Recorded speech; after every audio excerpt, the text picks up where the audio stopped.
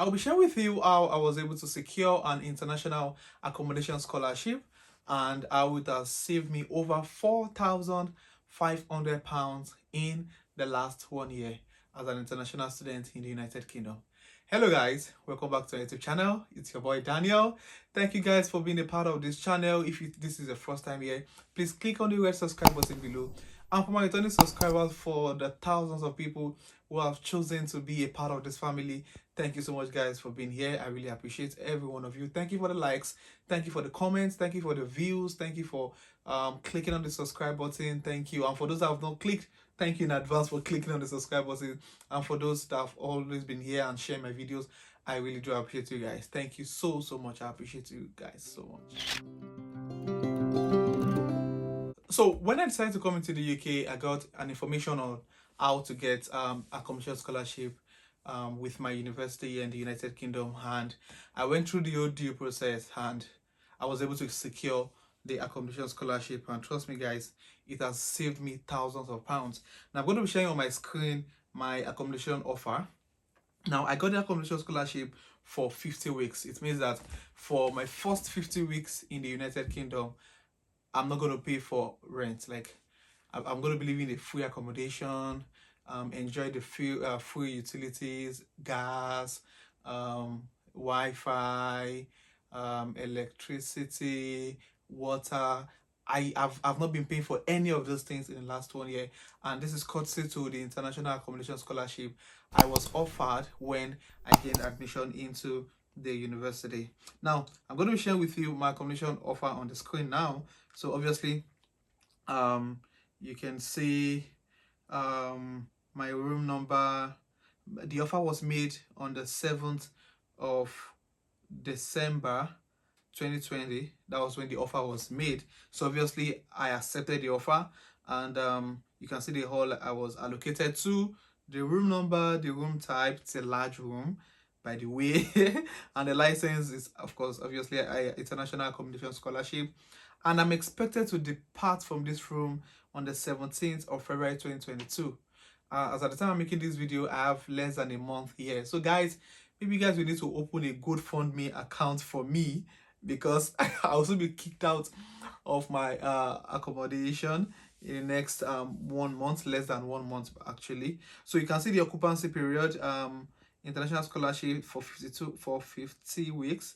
So my occupancy started I came into the UK towards the end of February 2021. Yeah, so my my occupancy started 3rd of March because I had to isolate when I came into the UK. So obviously I started living in the accommodation from the 3rd of March 2021 as shown on the screen, and I'm expected to leave 17th of February 2022, which is less than a month to this time. So you can see the charges, the description of my room, the type, and you can see the amount, the rate I'm supposed to pay per night. I'm to pay is £0. Yes, is £0. So for the last 1 year, I've been enjoying free accommodation, and some of my friends that live off the school accommodation will say, Daniel, you're not yet in the UK, you're still flexing, you're enjoying free water, you're enjoying free electricity, you're enjoying free gas, you're paying for nothing and all of that. You're not yet in the UK, you're still you're still enjoying life. But the sincere truth is, one of the major challenges faced by international students in the UK is securing accommodation. Trust me guys, accommodation is really it's a lot of challenge faced by so many people coming to the UK. Not just international students, even people that are coming into the UK for other reasons or via other visas. Accommodation is really one of the major challenges that you face, and it's quite expensive depending on the city you find yourself in. Now if you find yourself in large cities like Birmingham, like Bradford, like London, those major cities, you tend to spend a lot on accommodation. I was talking to a friend that just moved to London, and he was telling me that he got a very small room. It's not even it's not a self-contained. It's like just a room, like an house share. So he gets to share kitchen, toilets, and kitchen, toilet, bathroom with about 3 other people. Just a room to himself, and he paid over £1,000. I think he said he paid £1,100. It's per month. Like that's what he's going to be paying per month. And I was like, what? That's over, back to my home currency, that's over 900,000 naira for accommodation every month. How do you explain that? So it's quite a lot of money getting accommodation into the getting accommodation as an international student in the UK. Of course, there are cheaper cities. You know, there's so many cities in the UK where you can conveniently get accommodation of 250, 300 pounds, £350, depending on which part of the city. I was at work yesterday and I was talking to one of my colleague. She's also a master's student here in the UK, and she said, obviously, because she lives in the UK. So she's a master's student here in the UK, and she was like, the accommodation she lives in goes for £200. Like that's the cheapest I've ever heard. Like the least I've heard since I've been in the UK is probably 250, 300. But she told me she lives, her accommodation is for 200k, and when she described the room, very few people will be willing to, live in that kind of place. So accommodation is one of the major challenges. And before you apply to any school in the UK, it's very important for you to know, trust me, guys, all the schools in the United Kingdom are competing for students, majorly from Africa, because um, university in the UK make more of their money from international students. Trust me, most of their students here don't go to school. Even those that go to school, they live on government loan. So very few of them go to school, because even without them going to school, they get good job. Like, I mean, good jobs. You don't need to you don't need to have BSc, MSc, PhD to live comfortably in the UK. The moment you can speak English and write, there are jobs available for British citizens and all of that. So most of them don't really go to school. So universities in the UK make their money from international students. People are majorly from Africa, because we dominate major universities here in the UK. Now, it's very important before you apply to any school, understand the selling points of that school. Now, all these schools are competing for students, so some of them bring out incentives. They bring up ideas that can give them competitive advantage in the market. So every school have what they use to attract people. Now some schools use their ranking to attract students. They'll tell you, oh, we are number 10, we are number 10 in the UK, number 15 in the world. Now some universities use that to attract students.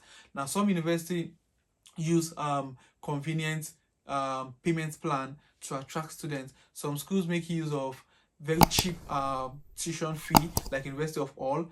The school uses very cheap tuition fee to attract students. Some schools uses accommodation to attract students. They'll tell you, okay, your tuition fee is going to be this.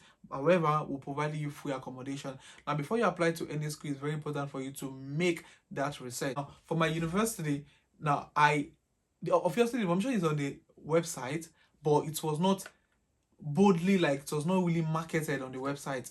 So I didn't know about the accommodation scholarship until a friend of mine who came in here before me told me about it. So shout out to Bright. Thank you, guys. Thank you so much, Bright, for your help while I was processing my admission into the UK. Now, you actually gave me the information that, oh, there's an offer for accommodation scholarship if you pay your deposit early. So I decided, oh, I'm going to actually need this accommodation and all of that. So I was able to put into it. So I understood that, okay, the school I'm applying to has this incentive. Now, someone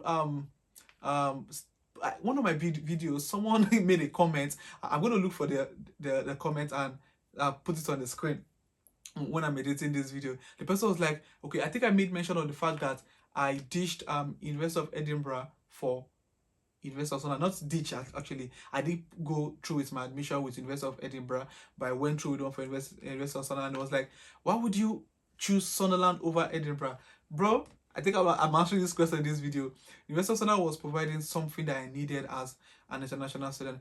Probably in the future, if I need to do another master's or I need to do a PhD program, I might consider Edinburgh, because obviously I would have been in the UK for a while and understand the way things work. But at that time, I needed a city that is quite affordable, that I can settle in as a first timer in the United Kingdom. So one of the reasons why I chose to apply to take up the admission for University of Sunderland, and I'm glad I did, because seriously, one of the blessings I got from staying in this city is the fact that for the last 1 year, I know how much I've saved up for because I'm not paying accommodation. It's really a great help for me. So you need to go, make sure you search university, understand the incentives, ask questions from people that have been there. There are forums on Netherlands. There are so many platforms out there where you get to meet international students in different universities in the UK. So you can ask questions on what are the things the school offers and how it will be beneficial to you. So okay, so after making your research, if probably your school doesn't provide incentives, you need to ask questions from people to know how to secure accommodation, like cheap accommodation. Now, I'm going to use the illustration of few of my friends here. Now, I've got friends that live in the same city, same kind of apartment. Now, it all depends on your taste. In the same city, you can get accommodation for £300 per month, and in that same city, you can get accommodation for 500. I mean, same thing. Let's say, for instance, looking for a studio apartment. For instance, you can get a studio apartment in a city for 350, and in that same city, you get the same studio apartment for 500. It's all about availability of information. So before you secure accommodation, you need to ensure that you have adequate information.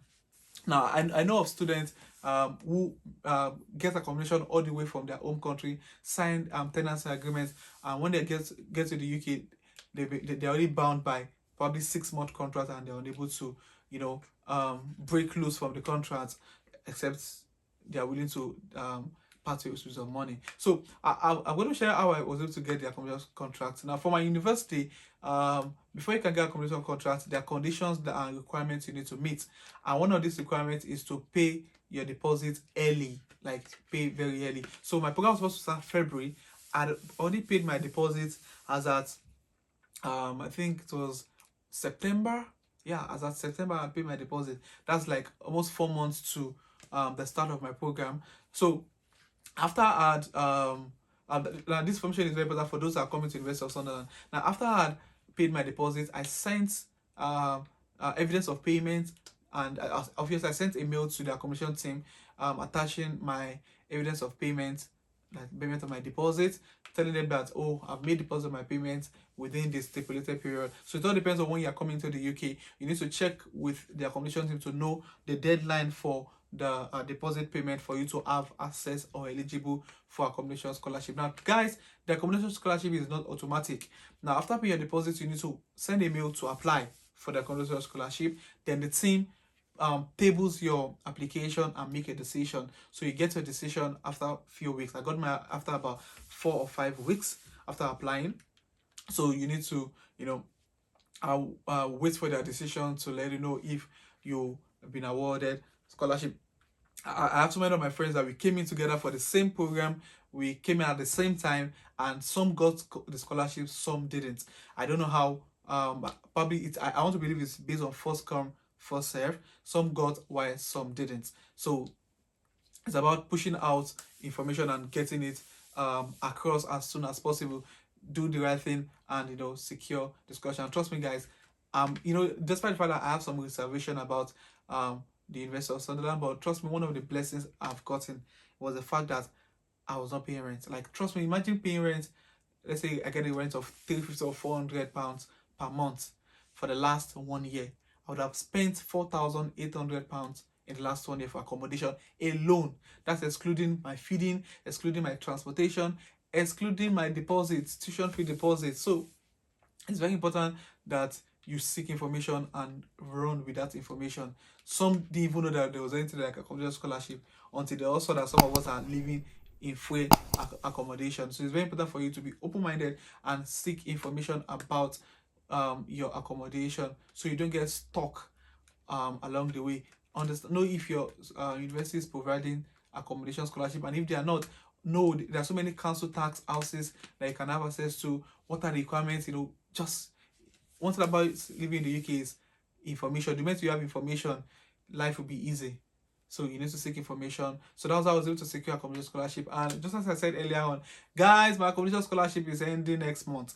So I went to check 2 apartments yesterday. I checked one today. So I'll be moving out in the next 1 month to a new apartment. So I'm going to do a video on that also to show you guys that I'm not a big boy in the UK. Like, I'm not paying rent in the UK. So I'll be paying hundreds of pounds in the next few weeks for rent.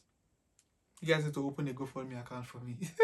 So that's that, by the way. So that's how I was able to secure accommodation scholarship here in the UK, and it's really been helpful for me, to be sincere with you guys.